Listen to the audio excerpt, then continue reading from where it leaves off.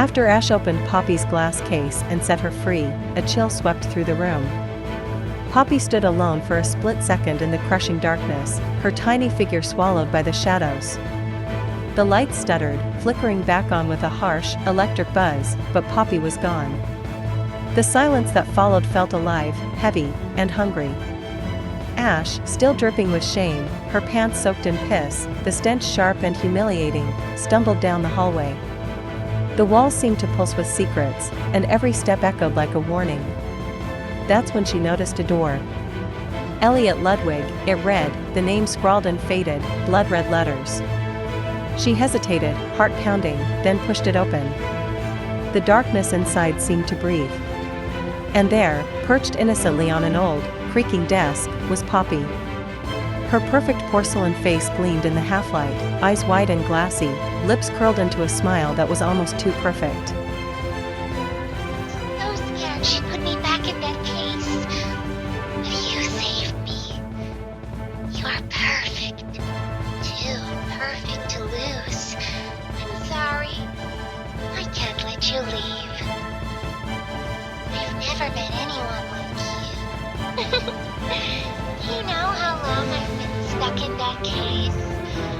Well, too long.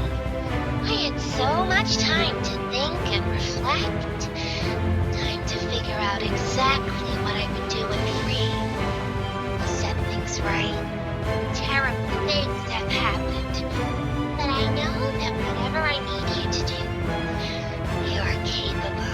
Poppy whispered, her voice so soft it felt like it was coming from inside Ash's own head. Ash recoiled, her nerves stretched raw.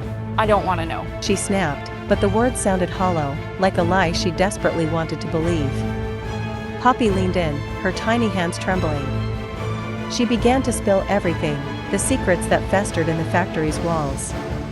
She told Ash about the children, how they were taken, twisted, and remade into toys by hands that should have cared for them.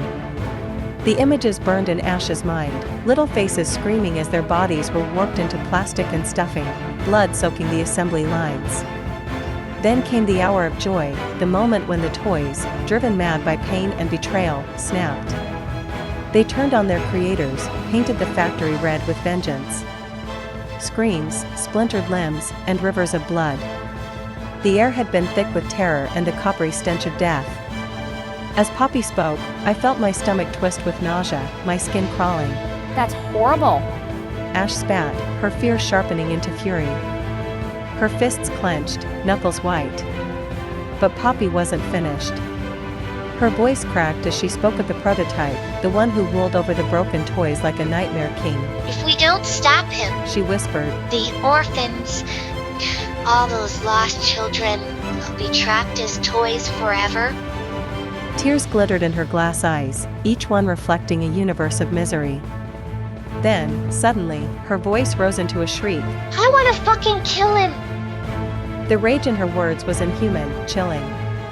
That was the moment it all became real. There was no way out, the horror was just beginning. Ash didn't hesitate. She let Poppy climb onto her shoulder, the little doll clinging to her like a parasite. Together, they crept down the corridor, every shadow twisting into a grinning maw, every toy staring with hollow, accusing eyes. Soon, they reached a gaping pit in the floor. The blackness below seemed bottomless, a silent promise of death. Before they could react, a grotesque pink arm, fleshy, oozing, impossibly long, shot out from the dark, fingers like claws. It grabbed us, its grip cold and wet, and yanked us down into the abyss. The world spun, screams echoing off the walls, and then we crashed to the concrete below. That's when we saw her, the one who had dragged us down. Mommy Long Legs. Her plastic smile was stretched way too wide, her eyes wild, hair matted with something dark. Blood? Her voice rang out, lilting and cracked, always talking in third person, always hungry for pain. Ash stood her ground.